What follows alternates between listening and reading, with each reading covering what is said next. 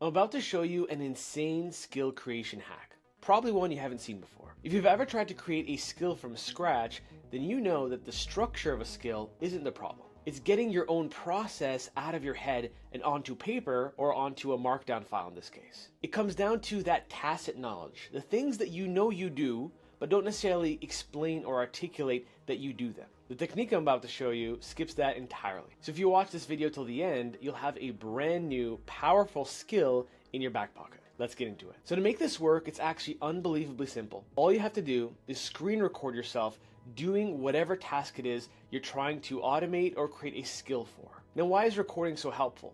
Well, if you were to onboard a brand new hire to do whatever it is you're looking to optimize, you would break it down into a series of steps to follow exactly. Many times though, a lot of these SOPs or standard operating procedures are devoid of the little things, the devil in the details that you take for granted. And these details are the difference between a mediocre skill and a great skill. So instead of you having to be conscious and self-aware of what those things are, you can just execute the task, whether it's 5 minutes, 15 minutes, or even 30 minutes. Compress the video and send it to an LLM that naturally understands video. So in this case, that LLM of my choice is Gemini, although there are open source alternatives as well that you can investigate. Because video understanding is essentially breaking down a video into frame by frame images, every single change of your screen, your cursor, and even the audio coming out of your mouth as you're orating and going through the process and saying those tiny little things that you might not write down in a prompt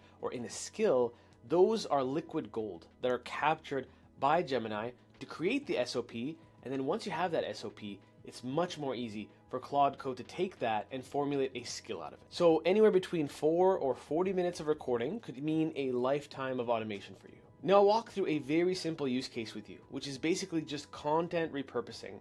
In my case, it's taking a script for an existing video and turning that into an X post and a LinkedIn post. But you can apply this to all kinds of scenarios, including things like client onboarding, where a lot of those times you can onboard a lot of that process of sending a file over, sending a DocuSign or a PandaDoc, but there are parts in between where you collect knowledge and very specific knowledge that you might not be accounting for. And then same thing with report generation, where you create a report, maybe it's a PDF, 10, 15 pages, but you tend to change it 100 times. What are happening in those 5, 10, 15 times that you're iterating that you can capture and synthesize? And this can apply to things like meeting prep as well as code review, anywhere where there are a series of steps where there are missing pieces or hidden layers. Now to make this as turnkey as possible, I suggest that you take this free skill from the official Google Gemini GitHub repo. I'll leave the link in a little care package in the description below in the second link. And then you can just import this as is. You can just give this to Claude Code. You could give it the actual URL if you want. You can download the file itself right here and feed it to a folder and tell Claude Code to integrate it globally on your system.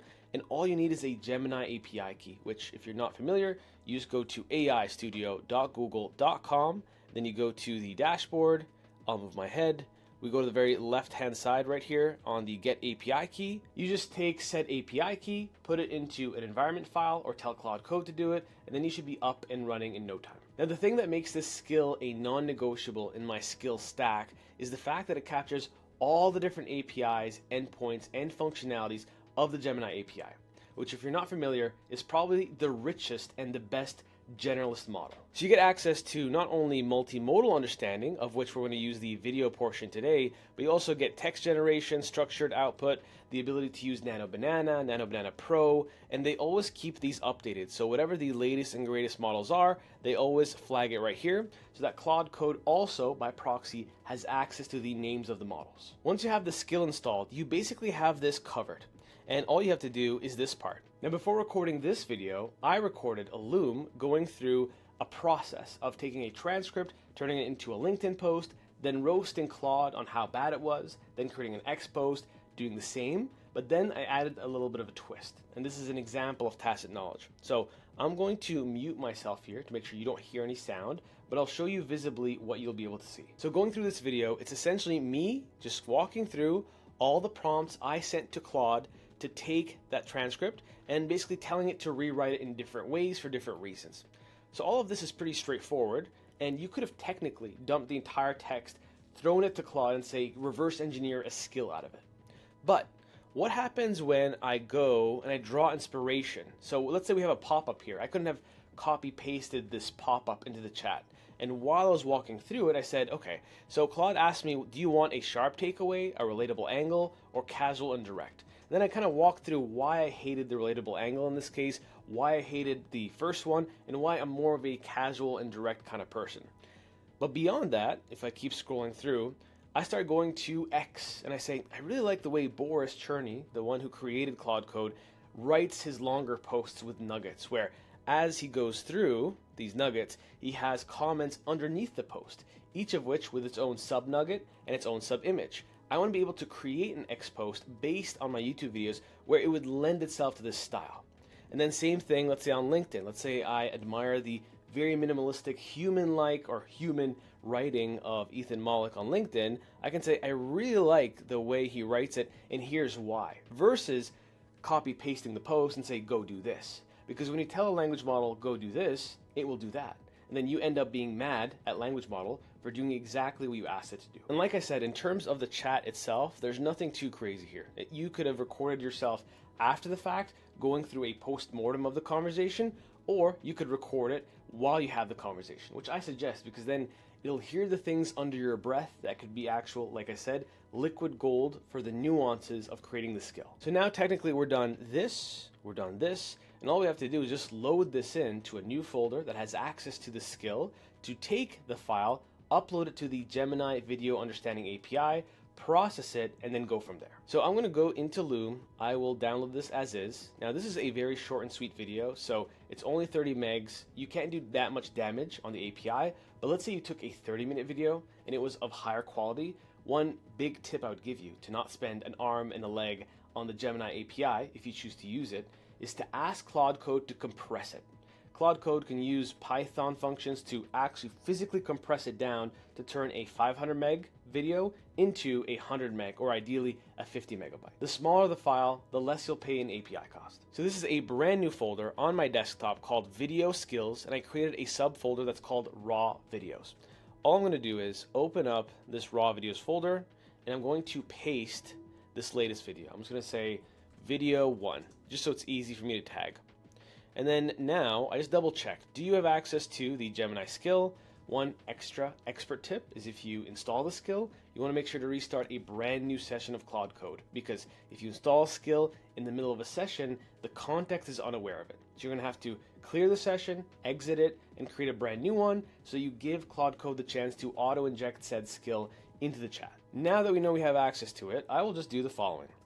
Okay, so I have a file that I will tag for you at the end of this message. I want you to take said file and send it to the Gemini Video Understanding API and give me the most comprehensive, detailed SOP of the entire process that you see me walk through, accounting for all the devils in the details and the nuances and anything that I seem to say under my breath of value to formulating this entire process into a synthesized skill. So yes, a bit of a mouthful, but I will send this over and I will tag the file that's called video 1 right here, and then we'll send this over and we'll see what we get. And after only 2 minutes, it comes back saying the SOP has been extracted and saved to SOP video number 1. And it tells you exactly what Gemini pulled from the video. So here's the video topic, and here are the key phases identified of the process. So phase 1 is initial content indigestion, where we upload the transcript, set the constraints, then anti-corporate refinement, then narrative flow and tone, then multi-angle and iteration, and then creator style benchmarking, where it took a peek at the Boris Cherny style that I showed in my video, as well as the Ethan Mollick. And then here are the nuances it captured. So your preference for casual and direct over sharp and relatable, the explicit M-ban, sharing discovery framing versus promoting a video, 0 hashtags is better than 3 hashtags when they feel dated, etc. So then it documents this as an SOP. So now we have the full understanding. And again, this is a 3-minute video. This could be infinitely more in depth depending on what it is that you do day to day. But now here comes the meta skill creation, where we say, okay, so based on this, I want to invoke the skill creator skill to help us take this SOP and draft it into a skill. But before you draft it directly as a markdown file, I want you to plan exactly how you're going to create it in a way where you really embody this end-to-end process, but also account for the inevitable human in the loop sections. It would be cool that if there are human in the loop sections, we use the Ask User Input tool to derive input from us so it can be as hands-off as possible. Now, if you don't know what the Ask User Input tool is, it's basically when Claude Code pops up a multiple choice question. You can make that one tab or multiple tabs, but it reduces the friction of giving it feedback. So when I send this over, fingers crossed, it realizes that I'm actually trying to say, not school, let me interrupt that. Let me say the skill creator skill, not school, because that will take us down a different rabbit hole. When it invokes this, we should get back the skill creator skill, and then it should draft out what the skill will look like. So then ironically, it uses the Ask User Input tool to ask me a series of questions on what the skill scope should be. In this case, I'll say full pipeline skill right here, and then interaction. How many human in the loop checkpoints feel right to you? So I'm going to say minimal, ideally. So now we'll submit the answers, and because it's in plan mode, it will draft everything out before anything's created globally on our system. And within 15 seconds, we got the following plan back. So it says, here is Claude's plan. We're going to create this social repurpose skill.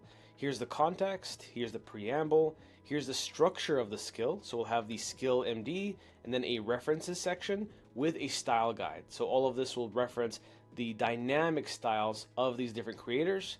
Then we have the skill.md design. This is the kebab case. This is the most important part, which is the trigger, when it will be triggered. So it should be invoked when repurposing YouTube scripts. And then we can go down. This will be the body. It will basically use that multiple choice pop-up to ask us, what should I repurpose? And then it'll ask you, do you have a script? Do you have a topic idea?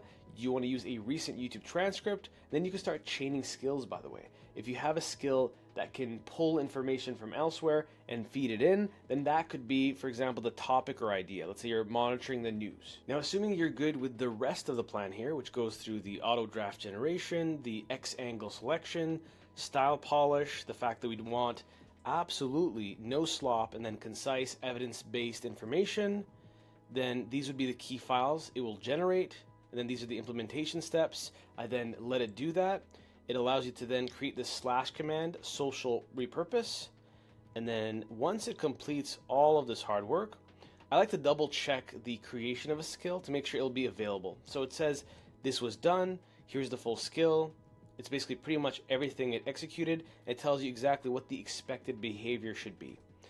Now, before I ever invoke it in a brand new session, I like to say create a .claude folder just so we can organize everything. I like to nest rules, skills, everything in a very tidy and predictable place. Predictable not necessarily for me, but for Claude Code. But I also like to tag my handy dandy Claude Code guide agent to make sure that it's well formatted, well structured, so I can rely on the fact that I can invoke it in my next session. So then Claude Code guide gives it its blessing. It says it's ready to go. And then we can invoke it right away. So I said I want to repurpose my YouTube transcript and then use the social repurpose skill. Again, if you call it by name, you increase the chances of 80% invocation to 100%. And then this is the full transcript.